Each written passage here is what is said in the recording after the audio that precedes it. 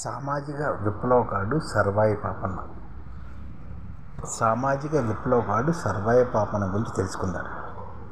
పీడితులు బహుజనుల ఏకమై పోరాడితే రాజ్యాధికారం సాధించవచ్చని నిరూపించిన పోరాట యోధుడు సామాజిక విప్లవకారుడు సర్వాయి పాపన్న గౌడ్. పీడితులు బహుజనులు ఏకమై పోరాడితే రాజ్యాధికారం సాధించవచ్చని నిరూపించిన పోరాట యోధుడు సామాజిక విప్లవకారుడు సర్దార్ సర్వాయి పాపన్న గౌడ్. కుల మత జాతి వర్గ విభేదాలు లేని సమాజం కోసం దాదాపు 350 ఏళ్ల కిందటే కృషి చేసిన నాయకుడు ఆయన. ఆధిపత్య అగ్రకుల పాలకులు బహుజనులను అనగదొక్కుతున్న 17వ శతాబ్దిని స్వీయ సైన్యంతో దక్కన్పై తొలి బహుజన రాజ్య స్థాపన చేసిన గొప్ప వీరుడు. మహాత్మా జ్యోతిరావు పూలే కంటే ముందే సామాజిక న్యాయం అమలు చేసిన గొప్ప సామాజిక విప్లవకారుడు. రాచరిక వ్యవస్థ నీళ్ళలో అగ్రకుల ఆధిపత్యానికి వ్యతిరేకంగా జమీందారులు జాగీర్దారు అరాచకాలు సహించలేక పరిస్థితులు మనకి కట్టుపెట్టిన జీవుడు అతడు. బిలాషాపూర్ను కేంద్రంగా చేసుకుని మొఘలు ఆధిపత్యాన్ని ఎదిరించి గోల్కొండ కోటపై జెండా ఎగురవేసిన బహుజన చక్రవర్తి పాపన్న అన్నమాట సర్వాయి పాపన్న. పాపన్న ఉమ్మడి వరంగల్ జనగాం జిల్లా రఘునాథపల్లి మండలంలోని బిలాషాపూర్ గ్రామంలోని దుల్దుట్టి శాసనం ప్రకారం 18 ఆగస్టు 1950లో జన్మించాడు. అంటే ఈ సర్వాయి పాపన్న ఉమ్మడి వరంగల్ జిల్లాలోని జనగాం జిల్లాలోని రఘునాథపల్లి మండలంలోని బిలాషాపూర్ గ్రామంలోని దుల్దుట్టి శాసనం ప్రకారం ఆగస్టు 18, 1650లో జన్మించాడు. బాల్యంలో పశువులు కాస్తూ ఆనాటి సాంఘిక రాజకీయ ఆర్థిక పరిస్థితిని గమనిస్తూ స్నేహితులతో చర్చించేవాడు. దీంతో చిన్నతనం నుంచి ఆధిపత్య బ్రాహ్మణ భావజాల వ్యతిరేక బీజాలు పాపన్నలో పడ్డాయన్నమాట. తల్లి కోరిక మేరకు గౌరవవృత్తిని స్వీకరించాడు. కానీ బహుజన రాజ్యం కోసం పోరాడటానికి తల్లితో ప్రయత్నం చేశాడు. పాపన్న ఎక్కువగా ఇతర కులాల వారితో కలిసి తిరిగేవాడు. వీరిలో చాకలి సర్వన్న, మంగళ మాసన్న, కుమ్మరి గోవిందు, జక్కుల పెరిమాళ్ళు, దూదేకలి పీరు, కొత్తవాళ్ళ మీర్ సాహెబు పాపన్న ప్రధాన అనుచరులే కాక వీరంతా బహుజనులు. ఆయన ముస్లిం మతానికి చెందిన ఒక స్త్రీని వివాహం చేసుకున్నాడు. ఆమె భువనగిరి కోట ఫౌజ్దారు మిలిటరీ గవర్నర్ సోదరు అన్నమాట. ఈ విధంగా సర్వాయి పాపన్న సామాజిక విప్లవాలను తన జీవితాన్ని మొదలుపెట్టాడట.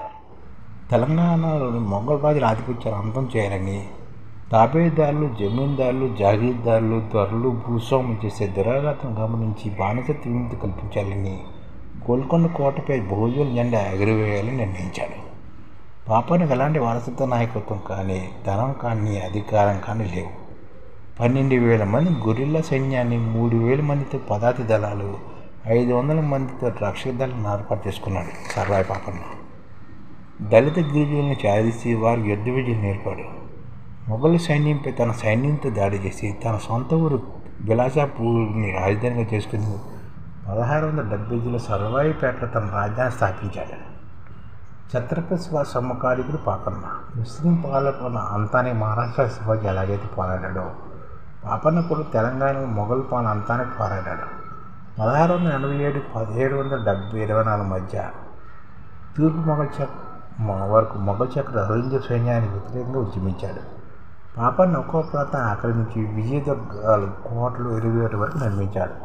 సర్వాయి పాపన్న 1680 నుంచి 1724 వరకు మొఘల్ చక్రవర్తి ఔరంగజేబు సైన్యాన్ని వ్యతిరేకంగా ఉద్యమించి ఒక్కో ప్రాంతాన్ని ఆక్రమిస్తూ 24 దుర్గాలు, కోటలు నిర్మించారన్నమాట. 21 వరకు 1678 వరకు తాటికొండ, వేమిలకొండను తన రాజ్యాన్ని తెచ్చుకున్నాడు. అతని సామ్రాజ్యం తాటికొండ, కొలనుపాక, చెర్యాల నుంచి ఉమ్మడి కరీంనగర్ జిల్లాలోని హుస్నాబాద్, హుజూరాబాద్ వరకు విస్తరించింది.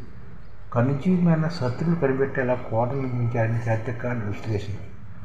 ఆధునిక ఆయుధాలు కూడా ఉపయోగించినట్టు చారిత్రకమైన వారు లభించాయి. కోటకు 4 వైపులా బూజులు, మధ్యలో ఎత్తైన బూజు, దాని నుంచి మరో బూజు వైపు నడిచి వెళ్ళేందుకు సరిపడా స్థలం ఉండేలా నిర్మించాడు.